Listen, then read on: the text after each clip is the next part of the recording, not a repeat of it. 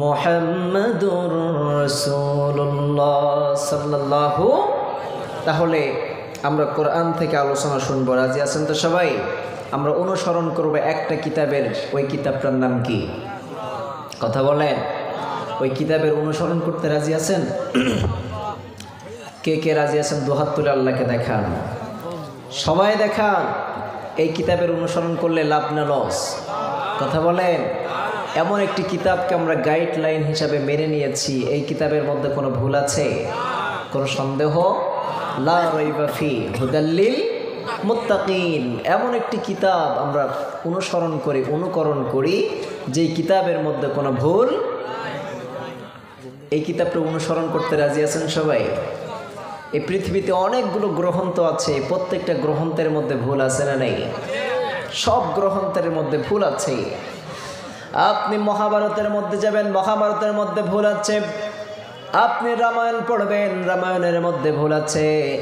আপনি গীতা পড়বেন, গীতার মধ্যেও ভুল আছে। আপনি বাইবেল পড়বেন, বাইবেলের মধ্যেও গোজামিল আছে। আপনি ত্রিপিটক পড়বেন, এর মধ্যেও ভুল আছে। কিন্তু এমন একটা কিতাব আমরা অনুসরণ করি, যেই কিতাবের মধ্যে ভুল তো দূরের কথা, সন্দেহ পর্যন্ত। আল্লাহ রাব্বুল আলামিন বলেন লা রাইবা ফি।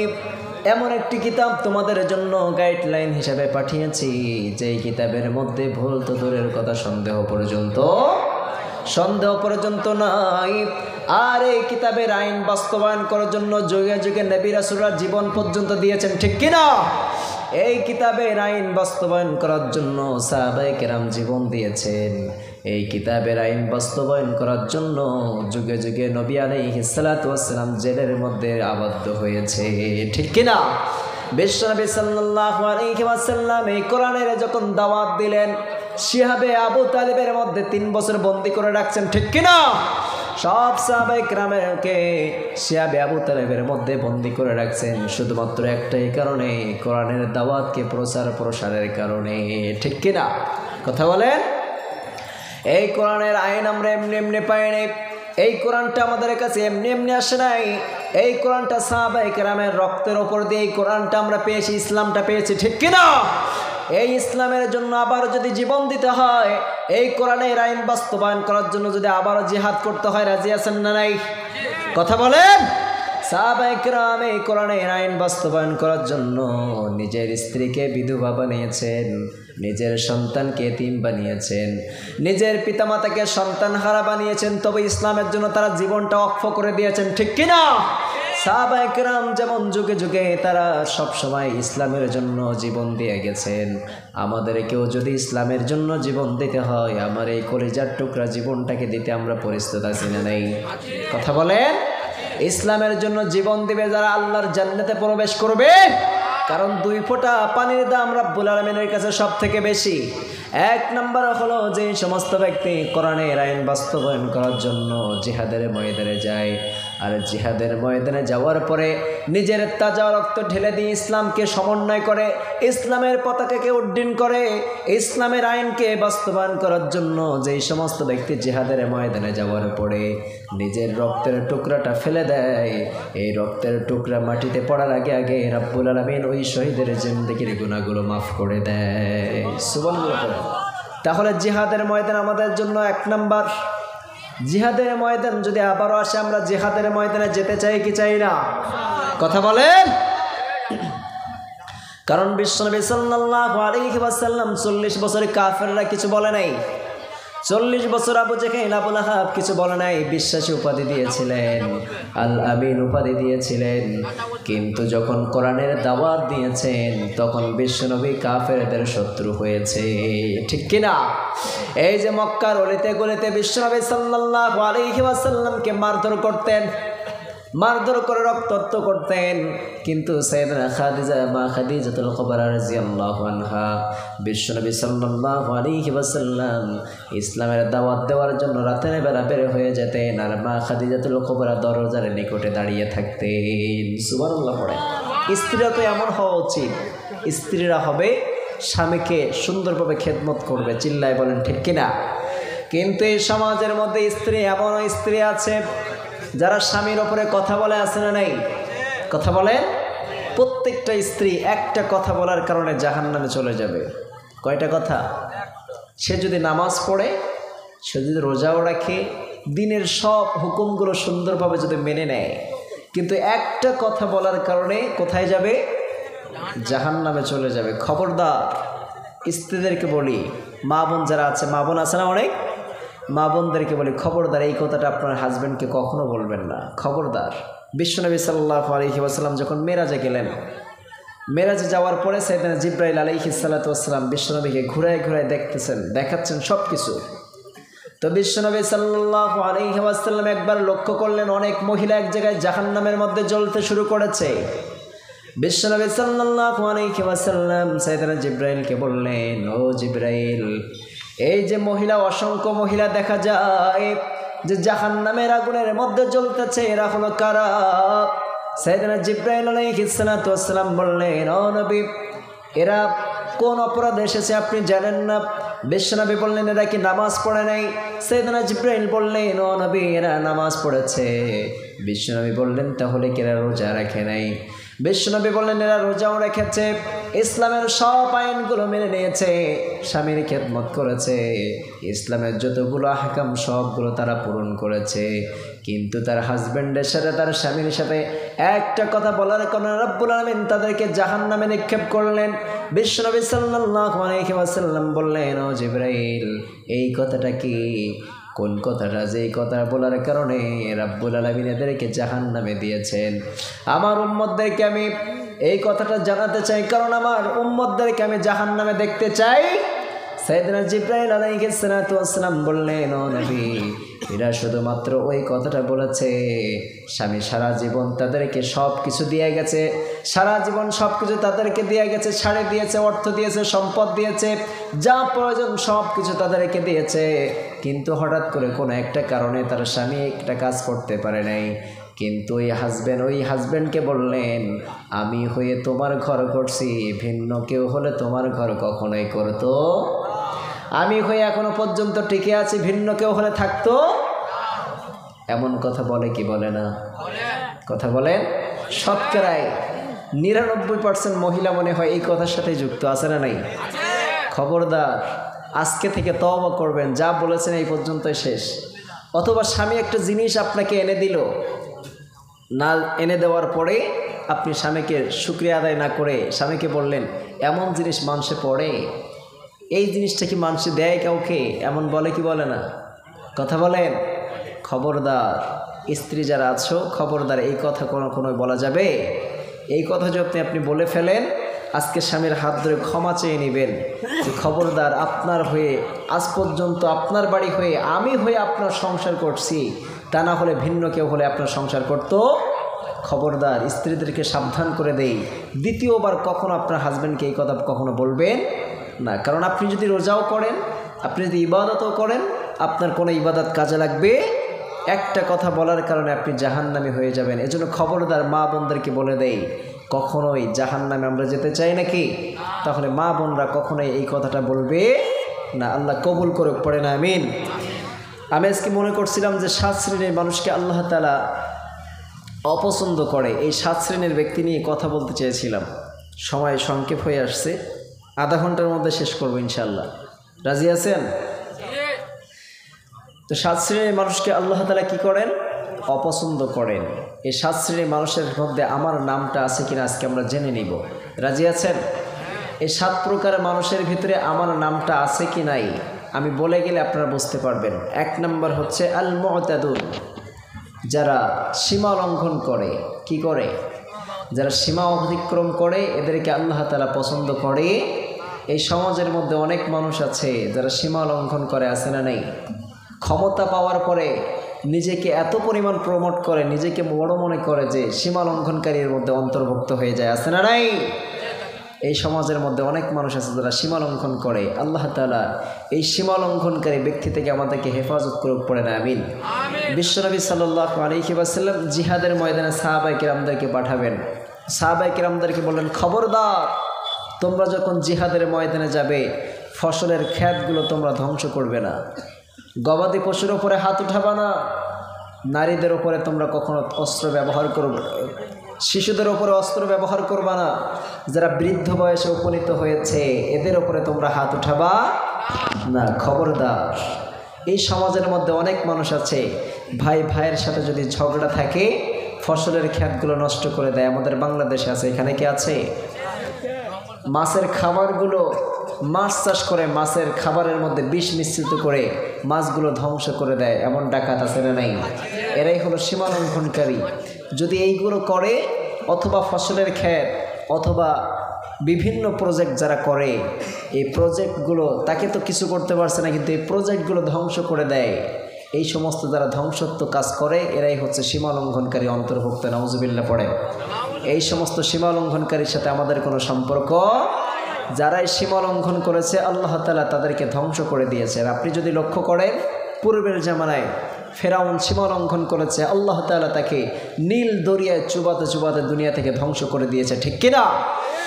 আবার নমরুদ সীমা লঙ্ঘন করেছে, রাব্বুল আলামিন একটা ন্যাংরা মশা দিয়ে তাদেরকে দুনিয়া থেকে ধ্বংস করে দিলেন। আবার কারুন সম্পদের মালিক হয়েছে, কোটি কোটি টাকার সম্পদের মালিক হয়েছে। সাইয়েদনা মুসা বললেন, ও কারুন, তুমি রাব্বুল আলামিনের রাস্তায় যাকাত দিয়ে দাও। কারুন বললেন, এই সম্পদ আমি মেধা খাটিয়ে শ্রম দিয়ে আমি বানিয়েছি, এটা কখনো আল্লাহকে আমি যাকাত দিব? সাইয়েদনা রাব্বুল আলামিন বললেন, ও কারুন, তুমি তো যাকাত দিতে চাও না, তুমি এই সম্পদগুলো তোমার জমিনের সাথে গাড়িয়ে দেব, কারণ তুমি হচ্ছে সীমা লঙ্ঘনকারী, ঠিক কিনা? আবার সাদ্দাত দুনিয়ার ভিতরে জান্নাত বানালেন, কিন্তু সাদ্দাতকে জান্নাতে প্রবেশ করতে দেয় নাই, ঠিক কিনা? তাদেরকে ধ্বংস করে দিলেন। এরপরে আবু জেহেল আবু লাহাব সীমা লঙ্ঘন করেছে। বদরের প্রান্তরে আবু জেহেল আবু লাহাবকে রাব্বুল আলামিন ধ্বংস করে দিয়েছে, ঠিক কিনা? আবার সাইয়েদা সালেহ আলাইহিস সালাতু ওয়াস সালামের গোত্ররা, এটা হচ্ছে সাদুম গোত্র, সাদুম গোত্রের বাহিনীরা এত পরিমাণ সীমা লঙ্ঘন করেছে, রাব্বুল আলামিনের সাথে ধোঁকাবাজি করেছে, রাব্বুল আলামিন তাদেরকেও ধ্বংস করে দিলেন। সাইয়েদনা সালেহ আলাইহিস সালাতু ওয়াস সালাম সাদুম গোত্রের নিকটে যাওয়ার পরে বললেন, ও সাদুম বাহিনীরা, শোনো শোনো, তোমরা যদি রাব্বুল আলামিনকে এক হিসাবে মেনে নাও, আমাকে যদি নবী হিসাবে তোমরা মানতে পারো, রাব্বুল আলামিন তোমাদেরকে বিনিময়ে জান্নাতে প্রবেশ করাবেন। সাদুম গোত্ররা বললেন, ও সালেহ, শোনো শোনো, আমরা তোমাকে নবী হিসাবে মেনে নিতে পারি, রাব্বুল আলামিনকে এক হিসাবে মেনে নিতে পারি, আমরা সবাই কালিমা পড়ে আপনাকে ইবাদত করতে পারি রাব্বুল আলামিনের, কিন্তু আমাদের শর্ত হলো, আমরা একটা শর্ত দিব, যদি শর্তটা যদি পূরণ করতে পারো অবশ্যই আমরা তোমাকে নবী হিসাবে মেনে নিব, রাব্বুল আলামিনকে রব হিসাবে মেনে নিব, তার ইবাদত করব। শর্তটা হচ্ছে, তারা সব থেকে পাহাড়কে বেশি ভালোবাসতেন, পাহাড় দিয়ে নকশা তৈরি করতে পারতেন, সুন্দর সুন্দর বাড়িঘর তারা নির্মাণ তৈরি করতে পারতেন। তারা বললেন এক বাক্যে সবাই, এই পাহাড়ের মধ্য থেকে যদি একটা গাভীন উট বের করতে পারো, 10 মাসের গাভীন হতে হবে, উটটা বের হওয়ার পরে ডেলিভারি হবে, এরপরে ওদের দুধ ওলান থেকে যদি দুধ বের করে আমাদেরকে পান করাতে পারো, আমরা সাদুম গোত্র সবাই ইসলাম ধর্ম গ্রহণ করবে, ঈমান আনবো। রাব্বুল আলামিনের কাছে সাইয়েদনা সালেহ আলাইহিস সালাতু ওয়াস সালাম বললেন, রাব্বুল আলামিন আমার কওমের আপনার উপর ঈমান আনতে চায়, আপনাকে রব হিসাবে মেনে নিতে চায়, আমাকে নবী হিসাবে মেনে নিতে চায়, কিন্তু তাদের একটা শর্ত আছে, আপনি যদি এই পাহাড়ের মধ্য থেকে একটা উট বের করতে পারেন, লাল রঙের সুন্দর উট বের করবেন, এই উটটা হবে গাভীন হতে হবে, উটটা বের হওয়ার সাথে সাথে ডেলিভারি করবে, এরপরে উটের বাচ্চা হয়ে যাওয়ার পরে উটের দুধ ওলান থেকে দুধ বের হবে, এই দুধ যদি আমি আমার কওমদেরকে পান করাতে পারি, তারা ঈমান আনবে, তারা আপনার ইবাদত করবে। রাব্বুল আলামিন বললেন, সালেহ তুমি পাহাড়কে অর্ডার করো। সাইয়েদনা সালেহ আলাইহিস সালাতু ওয়াস সালাম পাহাড়কে অর্ডার করলেন, হে পাহাড়, তোমার মধ্যে থেকে একটা উট বের করে দাও, গাভীন উট বের করে দাও। এরপরে সঙ্গে সঙ্গে বলার সাথে সাথে সাদম গোত্ররা দেখতে পেলেন পাহাড়ের মধ্য থেকে একটা উট বের হয়ে আসছে, সুবহানাল্লাহ পড়ে। এরপর উট বের হওয়ার পরে উটটা গাভীন হলেন, গাভীন হওয়ার পরে ডেলিভারি করলেন, এরপরে সাদম বাহিনীদেরকে দুধের ওলান থেকে দুধ বের করে তাদেরকে পান করতে দিলেন, পান করলেন। এরপরে তারা ঈমান তো আনে নাই, বরং ওই আল্লাহ রাব্বুল আলামিনের কুদরতি উটটাকে তারা হত্যা করে ফেললেন। রাব্বুল আলামিন বলেন, ও সাদম গোত্র শোনো, সব তোমরা তো ঈমান তো আনো নাই, শর্ত পূরণ করো নাই, বরঞ্চ তোমরা আমার একটা কুদরতকে তোমরা হত্যা করে ফেলেছো। তোমরা সীমা লঙ্ঘন করেছো, সীমা লঙ্ঘনকারীর অন্তর্ভুক্ত হয়েছো। আমি রব্বুল আলামিন সীমা লঙ্ঘনকারীকে কখনো পছন্দ করি। রব্বুল আলামিন তাদেরকে ধ্বংস করে দিলেন। এরপরে সাইয়েদনা নূহ আলাইহিস সালাতু ওয়াস সালামের বাহিনীরা কওমে লূত যারা ছিলেন, এরা হচ্ছে পুরুষের ওপরে নির্যাতন করতেন। এই যে সমকামিতা এখন বর্তমান সারা পৃথিবীতে আছে না নাই? কথা বলেন। এই যে সমকামিতার মতো জঘন্য পাপ এর আগে কখনো জাতি করে নাই, কিন্তু এই জাতিটা উল্টা করেছে। একজন নারী একজন পুরুষের ওপর আকৃষ্ট হবে, এটাই স্বাভাবিক। একজন পুরুষ একজন নারীর ওপর আকৃষ্ট হবে, এটাই স্বাভাবিক। কিন্তু তারা নিয়মটা চেঞ্জ করে দিয়েছে। একজন পুরুষ পুরুষের সাথে তারা জিনায় লিপ্ত হয়েছে, পুরুষ পুরুষকে তারা বিবাহ করেছে, জিনায় লিপ্ত হয়েছে। রব্বুল আলামিন বললেন, তোরা তো নিয়মটা চেঞ্জ করে দিয়েছিস। আমি রব্বুল আলামিন পূর্বে যত কওমদেরকে ধ্বংস করে দিয়েছি, ভিন্ন ভিন্ন কারণে ভিন্ন ভিন্ন বিষয়ে তাদেরকে ধ্বংস করলাম। তোরা যেমন নিয়মটা চেঞ্জ করে দিয়েছিস, আমি রব্বুল আলামিন নিয়মটা যেমন তোরা পাল্টে দিয়েছিস, আমি জমিনটাকে তোদের জন্য পাল্টে দিলাম, সমূলে ধ্বংস করে দিলেন। রব্বুল আলামিন সীমা লঙ্ঘনকারীকে কখনোই পছন্দ করে না। যারা সীমা লঙ্ঘন করেছে রব্বুল আলামিন তাদেরকে ধ্বংস করে দিয়েছেন। আবার সাইয়েদনা দাউদ আলাইহিস সালাতু ওয়াস সালামের কওমেরা, সাইয়েদনা দাউদ আলাইহিস সালাতু ওয়াস সালাম জাবর কিতাব তেলাওয়াত যখন করতেন, সাগরের মাছগুলো এসে সাইয়েদনা দাউদের জাবর কিতাবের তেলাওয়াত শুনতেন। এই জাবর কিতাবের তেলাওয়াত যখন শুনতেন, মাছদেরকে তারা ধরে ফেলতেন, জাল দিয়ে তারা মাছ ধরতেন। কিন্তু আল্লাহর পক্ষ থেকে অর্ডার আসলো, যখন জাবর কিতাব যে সমস্ত মাছরা শুনতে আসবে তাদেরকে তোমরা ধরবা না। কিন্তু ওই মানুষরা বুদ্ধি বের করলেন, যেই দিন জাবর কিতাব তেলাওয়াত হবে ওই দিন আমরা ধরবো না, ওই দিন ব্যাট দিয়ে রাখবো, পরের দিন আমরা ওই মাছগুলো ধরবো। রব্বুল আলামিন নিষেধ করার পরেও তারা ধরলেন। এরপরে রব্বুল আলামিন তাদেরকে বানর রূপান্তরিত করলেন। কিছুদিন পরে সব বানরগুলো দুনিয়া থেকে বিদায় করে দিলেন। এজন্য রব্বুল আলামিন বললেন, আমি 7 শ্রেণীর মানুষকে অপছন্দ করি। এর মধ্যে 1 নম্বর হলো আল মুতাদুন, যারা সীমা লঙ্ঘন করবে রব্বুল আলামিন তাদেরকে কখনোই পছন্দ করে না। রব্বুল আলামিন তাদেরকেও কখনো পছন্দ করবেন না। এজন্য করে আমরা সীমা লঙ্ঘনকারীর অন্তর্ভুক্ত হতে চাই। 2 নম্বর হলো জালিমুন, যারা জালেম হবে রব্বুল আলামিন তাদেরকে কখনো পছন্দ করবে। আপনি ধনী হয়েছেন, আপনি গরিবের ওপর অত্যাচার করেন। আপনি ধনী হয়েছেন, আপনার এলাকার মধ্যে গরিব আছে অনেকেই, তাদের উপরে আপনি নির্যাতন করলেন। আপনি ধনী হলেন, আপনি একজন মুসলিমের জমি জায়গাগুলো কেড়ে নিলেন। এই জন্য করে বিশ্বনবী সাল্লাল্লাহু আলাইহি ওয়াসাল্লাম বললেন, কোন মুসলিমকে যদি কষ্ট দিয়ে আপনি যদি কাবা ঘরেও যদি আপনি কাবা ঘর তওয়াফ করার পরে কাবা ঘরের গিলাফ ধরে যদি আপনি দোয়া করেন, রব্বুল আলামিন আপনার দোয়া কখনো কবুল করবে না। আপনি মানুষকে কষ্ট দিলেন, মানুষের উপরে জুলুম করলেন। আপনি যদি নামাজ পড়েন, আপনি যদি রোজা রাখেন, আপনি যদি দান করেন, আপনি যদি সাদাকা করেন, আপনি কাবা ঘরের গিলাফ ধরেও যদি আপনি দোয়া করেন, তাহাজ্জুদের নামাজ পড়েও যদি আপনি রব্বুল আলামিনের কাছে কান্নাকাটি করেন, আর মানুষকে যদি আপনি কষ্ট দেন, আপনার দোয়া রব্বুল আলামিন কখনো কবুল করবে। এজন্য খবরদার, আপনি কোনো মানুষের মনে কষ্ট দিবেন না। কিন্তু এই সমাজের মধ্যে একজন আরেকজনের মানুষের কষ্ট দেয়, আছে না নাই? কথা বলেন। একজন ভাই আরেকজন ভাইকে কষ্ট দেয়, এমন ডাকাত আছে না নাই? আপনি যাদেরকে কষ্ট দিলেন তাদের কাছ থেকে যতক্ষণ না পর্যন্ত ক্ষমা না চাইবেন, ততক্ষণ পর্যন্ত রব্বুল আলামিন আপনাকে ক্ষমা করবে। পৃথিবীর যতগুলো অন্যায় আছে, আপনি যদি জিনা করেন, আপনি যদি কাউকে গালিগালাজ করেন, আপনি যদি হত্যা করেন, আপনি যদি জিনাও করেন, আপনি যদি চুরিও করেন, রব্বুল আলামিন যদি ইচ্ছা করে আপনার চুরির গুনাহগুলো মাফ করে দিতে পারে, আপনার জিনার গুনাহগুলো মাফ করে দিতে পারে। কিন্তু আপনি যদি কারোর মনে কষ্ট দেন, যতক্ষণ না পর্যন্ত তার কাছে ক্ষমা না চাইবেন, রব্বুল আলামিন আপনাকে ক্ষমা করবে।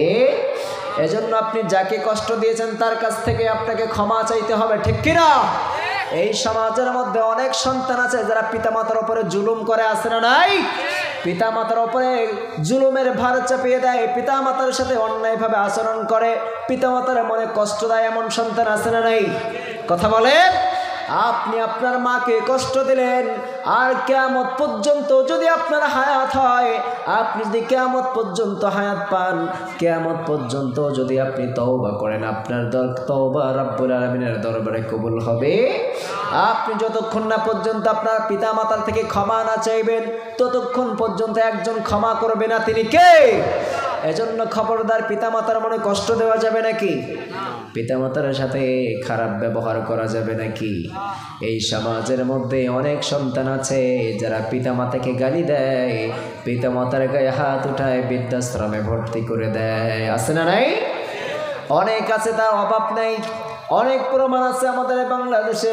সন্তান 5 তলা বিল্ডিংয়ে থাকে, আর মাকে একটা ভাঙ্গাচুরা ঘরের মধ্যে রেখে দেয়, এমন আছে না নাই? সন্তানকে চিকিৎসার জন্য সিঙ্গাপুরে নিয়ে যায়, কিন্তু তার পিতামাতাকে চিকিৎসা করার জন্য এলাকার ডাক্তারও একটা তার জোটে না। খবরদার, পিতামাতার সাথে কখনোই খারাপ আচরণ করা যাবে? রাব্বুল আলামিন বললেন, গোলাম শোনো শোনো, সর্বপ্রথম আমার ইবাদত করবা, এরপর পিতামাতার খেদমত করবা। ওয়াদাটা কার? হুকুমটা কার? আল্লাহ রাব্বুল আলামিন বললেন, ওয়াকাযা রাব্বুকা আল্লা তা'বুদু ইল্লা ইয়্যাহু ওয়া বিল ওয়ালিদাইনি ইহসানা। রব্বুল আলামিন বললেন, গোলাম শোনো শোনো, সর্বপ্রথম আমার ইবাদত করবা, এরপরে পিতামাতার খেদমত করবা। কার কথা? পিতামাতার খেদমত করতে রাজি আছেন সবাই? পিতামাতার খেদমত করবেন, কারণ পিতামাতাকে যদি আপনি কষ্ট দেন, কষ্ট পাবে একজন, তিনি কে? আপনি যদি পিতামাতাকে যদি খুশি করেন, রব্বুল আলামিন আপনার উপরে খুশি হয়ে যাবে।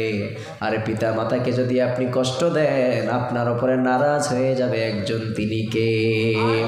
বিশ্বনবী সাল্লাল্লাহু আলাইহি ওয়াসাল্লাম বললেন, আপনি যদি পিতামাতাকে খুশি করে আপনি যদি সকাল করেন, আপনার মা আপনার উপরে খুশি আছে, আপনার বাবা আপনার উপরে খুশি আছে, এমন অবস্থায় যদি আপনার সকাল হয়ে যায়, বিশ্বনবী সাল্লাল্লাহু আলাইহি ওয়াসাল্লাম বললেন, কেমন যেন ওই ব্যক্তির জন্য 2টা জান্নাতের দরজা খুলে যায়। সুবহানাল্লাহ পড়েন। আবার কেউ যদি পিতা এবং মাতাকে কষ্ট দেয়, পিতা এবং মাতাকে যদি নারাজ করে সকাল করে, পিতা এবং মাতা তার উপরে অখুশি আছে, পিতা এবং মাতা তার উপরে নারাজ আছে, এই অবস্থায় কোনো সন্তান যদি সকালে ওঠে, বিশ্বনবী সাল্লাল্লাহু আলাইহি ওয়াসাল্লাম বললেন, কেমন যেন ওই সন্তানের জন্য 2টা জাহান্নামের দরজা খুলে দেওয়া হয়। নাউজুবিল্লাহ পড়েন। আবার বিশ্বনবী সাল্লাল্লাহু আলাইহি ওয়াসাল্লাম বলেন, লাউ কাতা'তা জিলদাক, তোমার এই গায়ের চামড়া কেটে যদি তোমার পিতামাতার পায়ের জুতা বানিয়ে দাও, তবুও তোমার মা বাবা যত কষ্ট করেছে, এই কষ্টের ঋণ কখনো পরিশোধ করা সম্ভব হবে? কখনোই সম্ভব নয়। আবার বিশ্বনবী সাল্লাল্লাহু আলাইহি ওয়াসাল্লাম বললেন, আল জান্নাতু তাহতা আকদামি উম্মাহাতিকুম, তোমার পিতামাতার পদতলে তোমার জান্নাত রেখে দিয়েছে, তিনি কে? ওগো মা, তুমি এই ধরনের শ্রেষ্ঠ নিয়ামত, তোমারই পদতলে রয়েছে জান্নাত। ওগো মা, তুমি এই ধরনের শ্রেষ্ঠ নিয়ামত, তোমারই পদতলে রয়েছে জান্নাত। এই পৃথিবীর সৃষ্টি ওগো ফুল পাখিহীন, এই পৃথিবীর সৃষ্টি ওগো মায়া মোহহীন, এই পৃথিবীর সৃষ্টি ওগো ফুল পাখিহীন, এই পৃথিবীর সৃষ্টি ওগো মায়া মোহহীন। যদি না পেত তোমার, যদি না পেত তোমার মায়ারি হাত, যদি না পেত তোমার মায়ারি হাত, ওগো মা, তুমি এই ধরনের শ্রেষ্ঠ নিয়ামত, তোমারই পদতলে রয়েছে জান্নাত। ঠিক কিনা? তোমার মায়ের পদতলে তোমার জান্নাত রেখে দিয়েছে একজন, তিনি কে? বিশ্বনবী সাল্লাল্লাহু আলাইহি ওয়াসাল্লাম বললেন, তুমি জান্নাতে যাওয়ার পরে রব্বুল আলামিন তোমাকে যেই চেয়ারে বসার জন্য দিবেন, এই চেয়ারে যদি পায়ার সমপরিমাণ দাম, কতটাই পায়ার দাম বেশি, এই গোটা পৃথিবীটা যদি 1000 বার বিক্রি করা হয়, রব্বুল আলামিন তোমাকে জান্নাতের মধ্যে যেই চেয়ারে বসতে দিবেন, এই পৃথিবীটা 1000 বার বিক্রি করলেও তোমার জান্নাতের চেয়ারের পায়ার দাম হবে। বিশ্বনবী বললেন, তোমার মায়ের পদতলে তোমার জান্নাত রেখে দিয়েছে, এই পৃথিবীটা যদি 1000 বার বিক্রি করার পরে তোমার চেয়ারের দাম না হয়, তাহলে যে মা এবং বাবার পায়ের নিচে তোমার জান্নাত রেখে দিয়েছেন, ওই মা এবং বাবার পায়ের দাম তাহলে কত হবে? ঠিক কিনা? হিসাব করা যাবে? কথা বলেন। একজন সন্তান তার মায়ের কাছে আসছে, আসার পরে মাকে বললেন, মা, আমার অর্থ সম্পদ আল্লাহ তাআলা অনেক দিয়েছেন, অনেক সম্পদের মালিক আমি হয়েছি, তুমি কি আমাকে জন্ম দিয়েছো? তোমার এই জন্মের ঋণটা আমি পরিশোধ করতে চাই। কি করতে চাই? তুমি যে আমাকে কষ্ট করে লালন পালন করেছো, এই কষ্টটা আমি তোমাকে পরিশোধ করে দিতে চাই। কি চাও? মা বললেন, সন্তান, ঠিক আছে, তুমি যে আমার এই যে ঋণ পরিশোধ করতে চাও, ঠিক আছে, ঋণ পরিশোধ করার আগে তুমি একটা পরীক্ষা করতে চাই তোমাকে। সন্তান বললেন, ঠিক আছে মা, কি করতে হবে? মা বললেন, যাও বাবা, বাজারে চলে যাও, বাজারে যাওয়ার পরে একটা পাকা কলা কিনে নিয়ে এসো। সন্তান মায়ের অর্ডার পালন করার জন্য বাজারে চলে গেলেন, একটা কলা কিনে নিয়ে আসলেন। কলা কিনে নিয়ে আসার পরে মায়ের কাছে দিলেন, মা, তুমি যে বলেছো কলা, তুমি এটা কি খাবে? মা বললেন, না, এটা আমি খাবো না। তো কি করবো এটা? বললো, সন্তানকে বললেন, সন্তান, আজকে রাতে এই কলাটা তুমি তোমার বুকের ওপরে নিয়ে ঘুমাবে। খবরদার, এই কলাটা অক্ষত অবস্থায় আমাকে আবার সকালবেলা ফেরত দিবে, নষ্ট যেন না হয়। তো সন্তান কলাটা বুকের ওপর নিলেন। রাতের বেলা খাওয়া দাওয়ার পরে যখন ঘুমের মধ্যে যাবে, বিছানায় চলে গেলেন, কলাটা বুকের ওপরে নিলেন। তো রাত জেগে জেগে কলাটা পাহারা দিচ্ছে। রাত 1টা, 2টা, 3টা যখন বেজে গিয়েছে, সন্তানের চোখের মধ্যে ঘুম দিলেন কে? আর জোরে বলেন। যখন ঘুমটা চলে আসলো, সন্তান হঠাৎ করে ঘুমায় পড়লেন। ঘুমের মধ্যে কে কোনভাবে শোয় এটা কি খেয়াল থাকে? কথা বলেন। হঠাৎ করে সন্তান ঘুমানোর পরে সন্তান একটু পিঠ মোড়া দিলেন, দেওয়ার পরে সঙ্গে সঙ্গে কলাটা তার পিঠের নিচে চলে গেল। যাওয়ার পরে যখন পিঠটা আবার ঠিক করলেন, তখন কি এই কলাটা আস্ত আছে? নষ্ট হয়ে গিয়েছে। সকালবেলা মায়ের কাছে আসলেন কলাটা নিয়ে, মা, কলাটা অক্ষত রাখতে পারি নাই, নষ্ট হয়ে গিয়েছে। মা বললেন যে, সন্তান, তুমি আমার যে ঋণ পরিশোধ করতে আসছো, তোমার একটা কলার একটা রাত মাত্র দায়িত্ব দিলাম, কলাটাকে ঠিক মতো রাখতে পারো নাই, নষ্ট করে ফেলেছ। কিন্তু আমি মা তোমাকে 1টা 2টা দিন তোমার বুকের ওপরে রাখি নাই, 2 থেকে 3টা বছর তোমাকে আমি আমার বুকের ওপরে রেখেছি, একদিনের জন্য পিঠের নিচে চাপা পড়তে দেই নাই। সুবহানাল্লাহ পড়ে। এটাই হলো মা। যে আজকে যদি তুমি পিঠের নিচে চলে যেতে, আজকে সন্তান তুমি কি বেঁচে থাকতে পারতা? কথা বলেন। মা বললেন, সন্তান শোনো, শোনো, তুমি যখন শীতের রাত্রে ডাইনে তোমাকে রেখেছি, ডাইনে তুমি পেশাব করে দিয়েছো, আমি মা তোমাকে সুন্দর করে আমার বামে নিয়ে আসলাম, সন্তানকে আমি পেশাবের উপরে রাখতে চাই।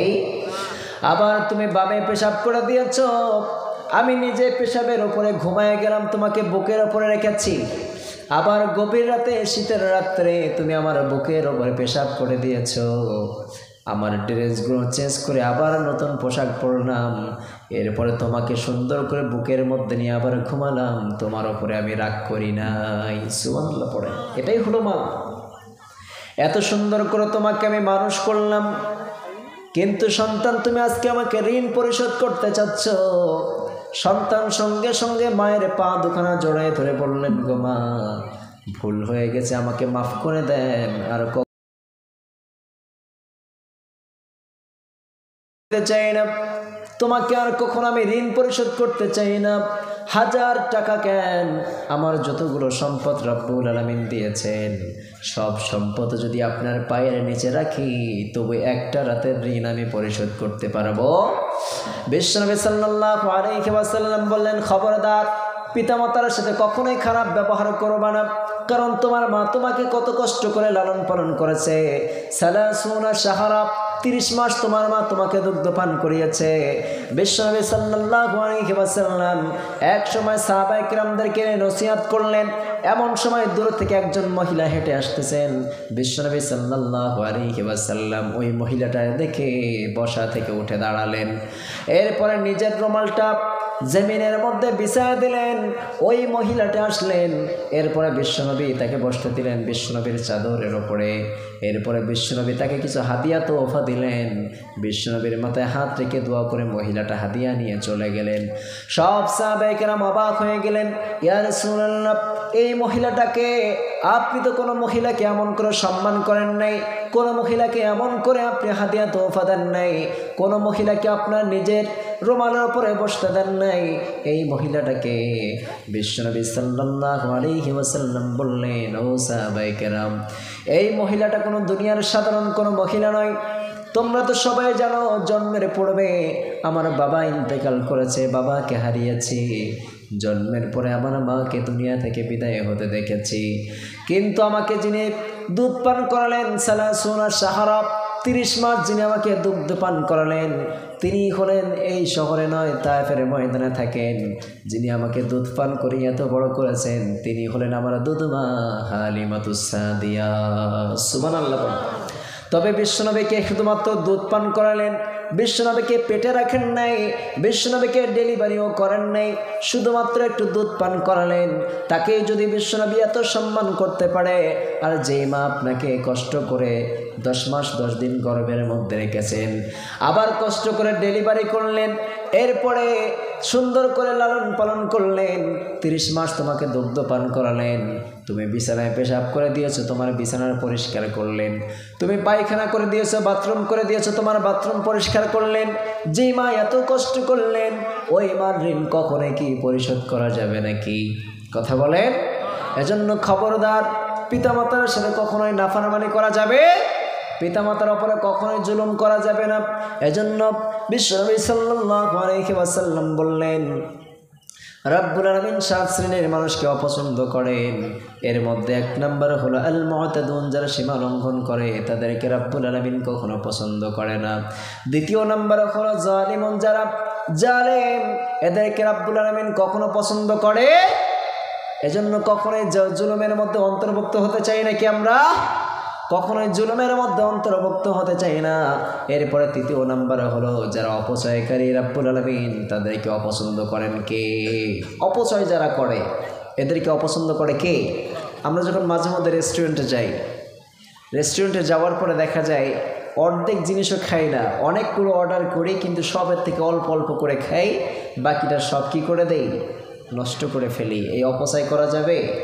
আপনি যদি রেল স্টেশনের দিকে তাকান, আমাদের বাংলাদেশে কমলাপুর রেল স্টেশন নামে একটা স্টেশন আছে, তো এই স্টেশনের কিনারায় দেখা যায় অনেক মানুষ যারা খেতে না পেয়ে অনাহারে দিন কাটাচ্ছে। আপনি যে এইগুলো নষ্ট করলেন, এর জবাবদিহিতা আছে না নাই?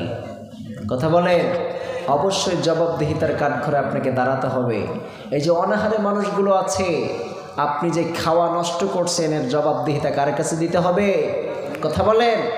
আমাদের বাংলাদেশে তো জিনিসপত্রের দামের অভাব নাই, কতগুলো দাম, এক সাজ মানুষ খানা খাবে এমন টাকাও কাছে নাই, অনেক দাম জিনিসপত্রের। আপনাদের এখানে তো এখন বর্তমান আলুর কেজি কত করে? 18 টাকা। আমাদের বাংলাদেশে এখন বর্তমান আলুর কেজি হচ্ছে 50 টাকা। বেগুনের কেজি আপনাদের এখানে হয়তো 20 থেকে 25 টাকা হতে পারে, কিন্তু আমাদের ওখানে বেগুনের কেজি হচ্ছে বর্তমানে 80 টাকা। প্রত্যেকটা জিনিসের দাম বেশি। পেঁয়াজের দাম হয়তো 30 টাকা 35 টাকা হতে পারে, তো আমাদের বাংলাদেশে এখন পেঁয়াজের দাম আছে 120 টাকা। কোন জিনিসটা নেবেন? সয়াবিনের কেজি এখানে কত? 100 টাকা অথবা 120 টাকা। আমাদের ওখানে 200 থেকে 250 টাকা। সরিষার তেলের কেজি এখানে 130 টাকা, আমাদের বাংলাদেশে 450 টাকা। বলেন, গরিব মানুষরা কি খাইতে পারবে সব কিছু? আমার দেখা চোখে এমন গরিব আছে আমাদের বাংলাদেশে, আমার এলাকার মধ্যে আছে, যারা সারা বছর গরুর গোশত করতে থাক, গরুর গোশতের গন্ধও তারা নিতে পারে না, কারণ 1 কেজি গরুর গোশত কিনতে গেলে তাদের সারাদিনের ইনকাম দিয়েও হবে না। আপনি সারাদিনের ইনকাম 500 টাকা, কিন্তু আমাদের গরুর গোশের দাম হচ্ছে 700 টাকা 800 টাকা। বলেন, একটা মানুষ কি খাইতে পারে? সম্ভব নয়। আমার চোখে দেখা 1 বছরের মধ্যে তারা সারা বছর গরুর গোশত চোখে দেখে না, শুধুমাত্র কুরবানির মৌসুমে ঈদুল আজহার সময় তারা দেখে। আল্লাহ তাআলা এই সমস্ত দাম থেকে আমাদের হেফাজত করুক, পড়ে না আমিন। কিন্তু এত নির্যাতনের মধ্যে আমরা আছি, এত অসহায়ের মধ্যে আছি, আল্লাহ তাআলা এই সমস্ত গরিবদেরকে আপনি সুস্থতা দান করেন, পড়ে না আমিন। আপনি যে অপচয়গুলো করছেন, এই অপচয়ের জবাবদিহিতা কার কাছে দিতে হবে? কথা বলেন। আল্লাহ তাআলা অপচয় থেকে আমাদের হেফাজত করুক, পড়ে না আমিন। 3 নম্বর হচ্ছে, 4th নম্বর হচ্ছে যারা অহংকার করে, রিয়া করে। যারা অহংকারী ব্যক্তি এলাকার মধ্যে আছে, আছে আছে, অভাব নাই। অনেকে অহংকার করে, ক্ষমতা পাওয়ার পরে ক্ষমতার অহংকার করে, আছে না নাই? কথা বলেন।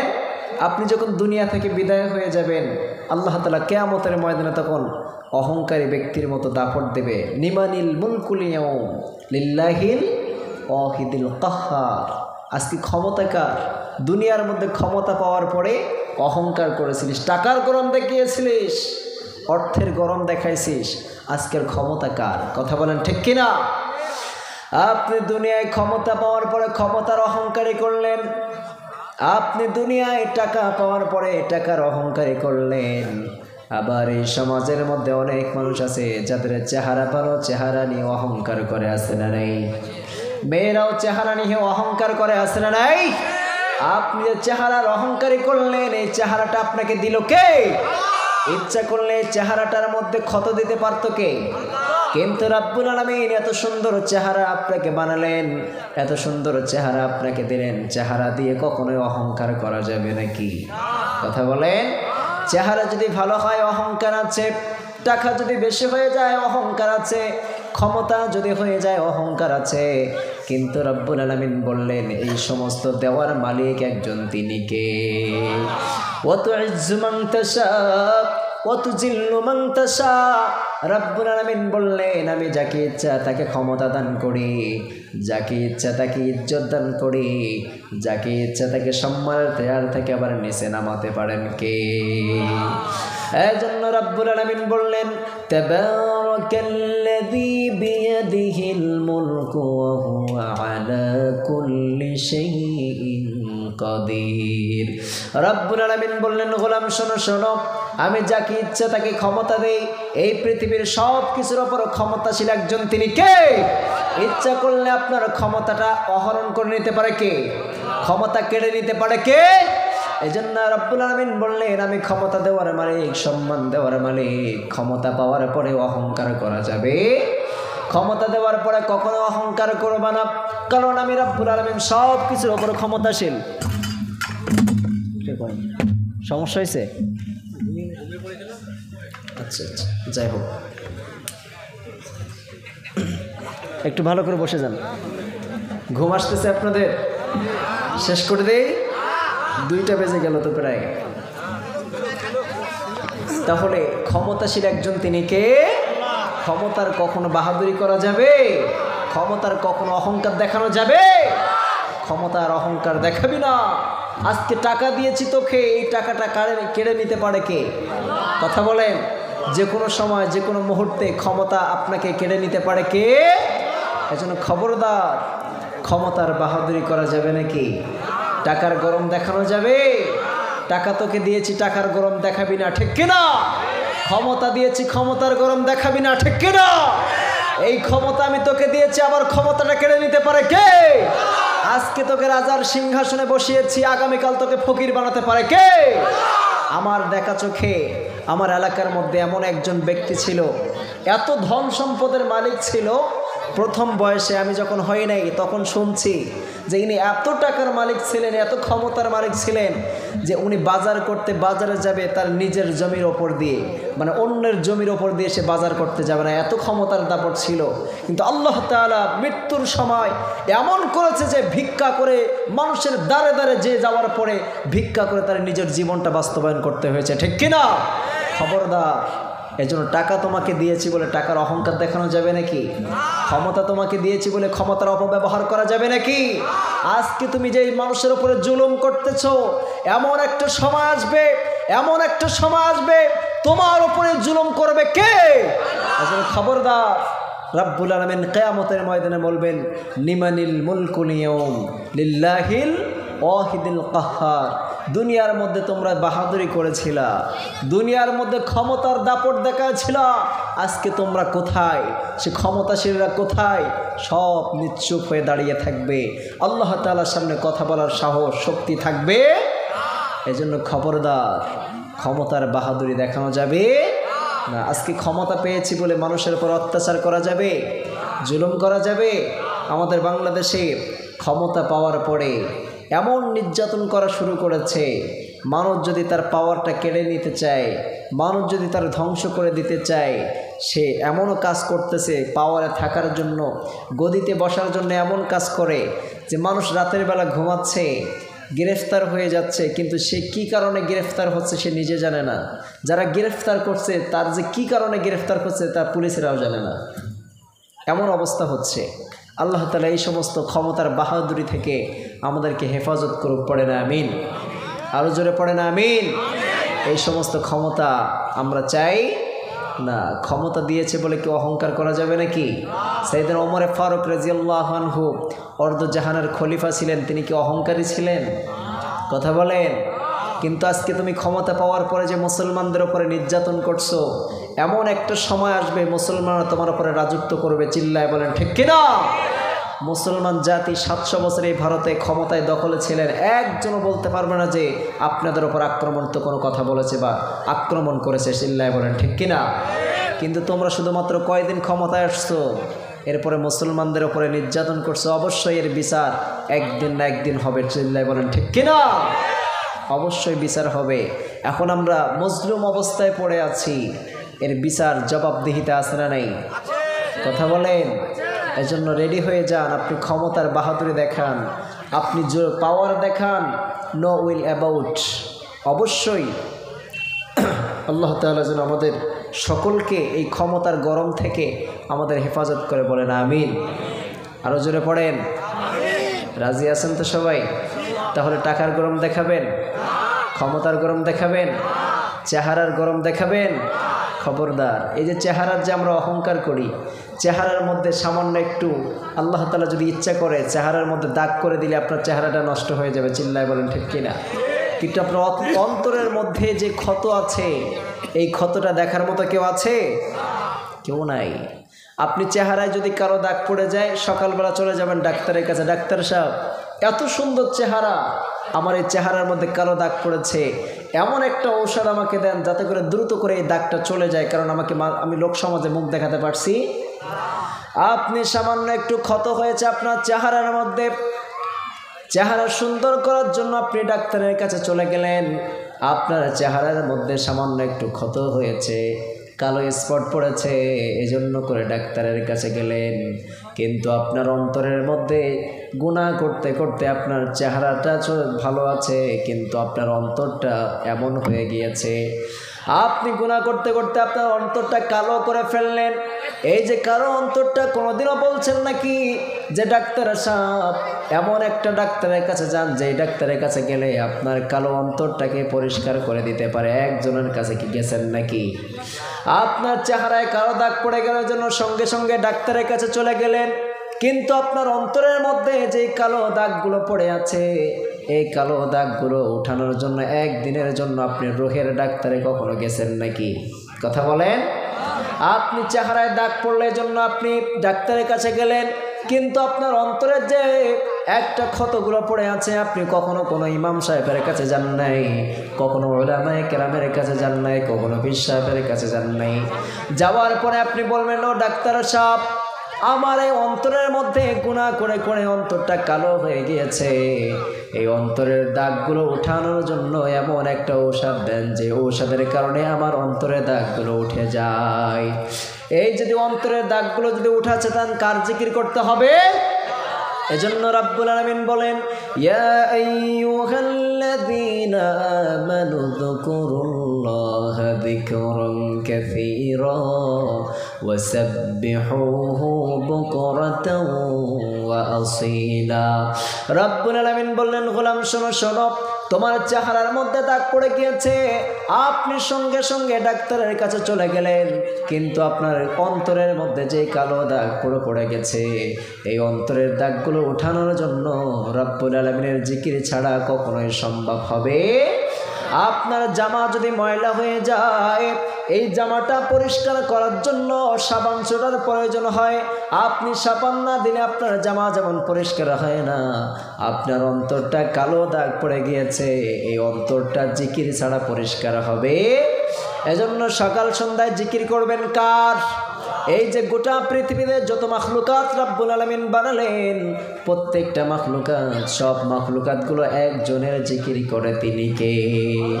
এই যে সাগরের মাছগুলো জিকির করে কার? এই যে গাছের তরুলতা পাতাগুলো জিকির করে কার? জঙ্গলের সকল প্রাণীগুলো জিকির করে কার? কিন্তু আমরা মানুষ হয়ে জিকির করি না, বর্তমান তারা নাফরমানি করি, ঠিক কিনা? যিনি এত সুন্দর করে আমাদেরকে বানালেন, আশরাফুল মাখলুকাত বানালেন, শ্রেষ্ঠত্ব দান করলেন, কিন্তু শ্রেষ্ঠত্বের গোলামি আমরা কখনোই করি।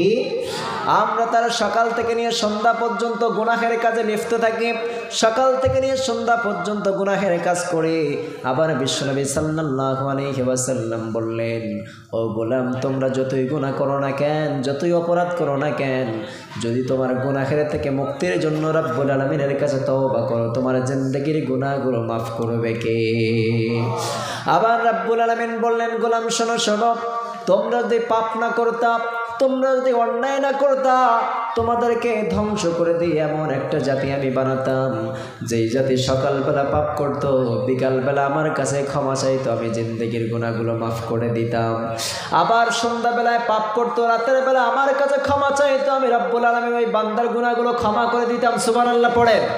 আবার আমার বান্দা রাতের বেলায় গুনাহ করে ফেলতো, সকালবেলা ফজরের সালাত আদায় করে আমার কাছে তওবা করতো, আমি রব্বুল আলামিন ওই বান্দার তওবা কবুল করে নিয়ে নিষ্পাপ বান্দা বানিয়ে দিতাম। সুবহানাল্লাহ পড়ে। এই যে আমরা ফজরের সালাত আদায় করি, কোনো ব্যক্তি যদি ফজরের পূর্ব মুহূর্তে সারা রাতের মধ্যে কোনো গুনাহ করে ফেলে, সারা রাতের মধ্যে গুনাহ করার পরে ফজরের পূর্ব মুহূর্তে ওযু করা লাগে কি লাগে না? কথা বলেন। আপনি ফজরের পূর্ব মুহূর্তে যখন সালাত আদায় করবেন, সর্বপ্রথম ওযু করবেন।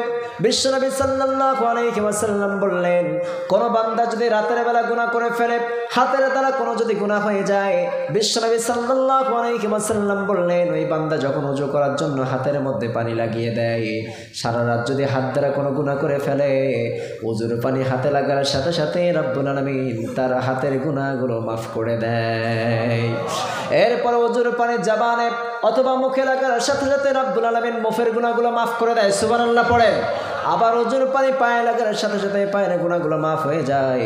আবার ফজর থেকে নিয়ে জোহর পর্যন্ত যেই সময়টা আছে, এই সময় গুনাহ করা আমাদের দ্বারা সম্ভব কি সম্ভব না? যদি কেউ ব্যক্তি যদি ফজর থেকে নিয়ে জোহরের মধ্যে যদি গুনাহ করে ফেলে, আবার সেই ব্যক্তি যদি জোহরের সালাত আদায় করে রব্বুল আলামিনের কাছে মাফ চায়, রব্বুল আলামিন ফজর থেকে নিয়ে জোহর পর্যন্ত গুনাহগুলো মাফ করে দেয়। এমন করে 5 ওয়াক্ত নামাজ এমনভাবে সেট করলেন, আপনি যদি গুনাহ করে ফেলেন, পরবর্তী ওয়াক্তের সাথে সাথে রব্বুল আলামিন আপনার জিন্দেগির গুনাহগুলো মাফ করে দেয়। আবার কেউ যদি ঈশার সালাত আদায় করে ঘুমের মধ্যে চলে যায়, সারাদিন ওই ব্যক্তি যদি কোনো গুনাহ করে ফেলে, আবার ঈশার সালাত আদায় করে যদি রব্বুল আলামিনের কাছে মাফ চায়, রব্বুল আলামিন সারা দিনের গুনাহগুলো মাফ করে দেয়। সুবহানাল্লাহ পড়েন। এজন্য ঘুমাইয়া কাজা করে যে ফজর, যখনই জাগুনি তখনই জোহর, হেলায় খেলায় কেটেছে আছর, মাগরিবের ওই শুনিয়া যান, এর সাথে আছে এখনো স্থান, বাজিছে দামামা বাদরে আমামা, শির উঁচু করি মুসলমান, দাওয়াত এসেছে নয়া জামানার, ভাঙা কিল্লায় উড়ে নিশান, ঠিক কিনা? এজন্য করে আপনি ফজর কাজা করলেন ঘুমের মধ্যে। এই সমাজের মধ্যে অনেক মানুষ আছে যারা শীতের সময় ফজরের সময় ঘুমিয়ে যায়, সারা রাত ফোন ইউজ করে, সারা রাত ফোন ইউজ করার পরে ফজরের পূর্ব মুহূর্তে ঘুমিয়ে যায়, ফজরটা ঘুমের মধ্যে কেটে যায়, জোহরটা হেলায় খেলায় কেটে যায়, আসরটা খেলাধুলার মধ্যে কেটে যায়, মাগরিবটা বন্ধু বান্ধবের আড্ডার মধ্যে চলে যায়, আবার ইশার সালাতের মধ্যে তুমি ব্যস্ত হয়ে পড়ো। রব্বুল আলামিন বললেন, বান্দা এত গুনাহ করার পরেও আমার কাছে যদি বান্দা একবার ক্ষমা চায়, তওবা নসুহা করে, আমি বান্দার জিন্দেগির সব গুনাহগুলো মাফ করে দেই। সুবহানাল্লাহ। আমাদের গুনাহগুলো করতে তো একটু সময় লাগে।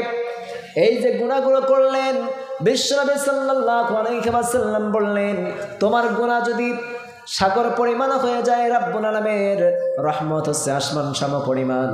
আবার যদি তোমার গুনাহ যদি আসমান সম পরিমাণ হয়ে যায়, রব্বুল আলামিনের রহমত হলে আসমানের আরশের সম পরিমাণ। সুবহানাল্লাহ পড়েন।